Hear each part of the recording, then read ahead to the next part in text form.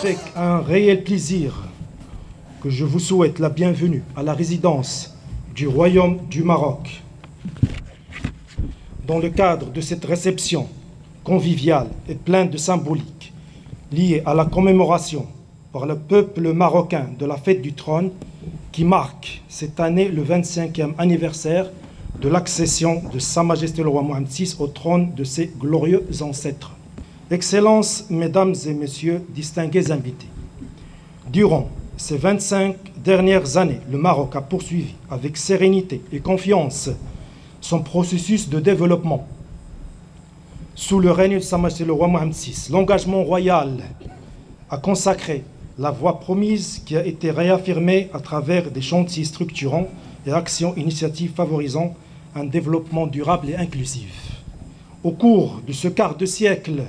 le Maroc a renforcé les efforts de la modernisation de son économie ainsi que la conduite des réformes audacieuses dans tous les domaines socio-économiques. Les atouts et réalisations du Maroc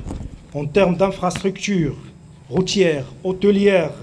du numérique, du tourisme, de l'infrastructure sanitaire et des services sportifs le prédispose à réussir l'organisation de plusieurs événements au plan continental et mondial.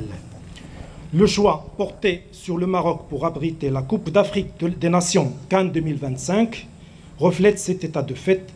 et la perspective de l'organisation de la Coupe du monde de football en 2030 par le Maroc, l'Espagne et le Portugal constitue un nouveau jalon de mise en œuvre de méga investissements et des opportunités de développement tout azimuts. L'édition 2030 du tournoi planétaire est un événement sans précédent dans l'histoire du football, car elle sera celle de la jonction entre le Nord et le Sud, entre l'Europe et l'Afrique. Excellences, Mesdames et Messieurs distingués invités, le Royaume du Maroc a fait de l'intégration du continent africain l'un des fondamentaux de sa politique étrangère. À cet égard, il œuvre constamment en faveur de l'établissement d'un partenariat de référence et d'une coopération sud-sud agissante,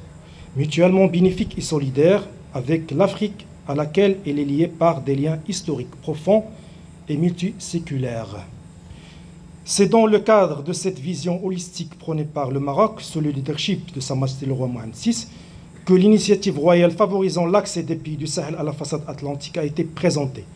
à l'occasion de la commémoration du 48e anniversaire de la Marche verte, le 6 novembre 2023.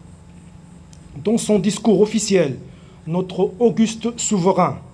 a porté une attention particulière sur les défis multidimensionnels que l'Afrique devrait relever pour réaliser son développement.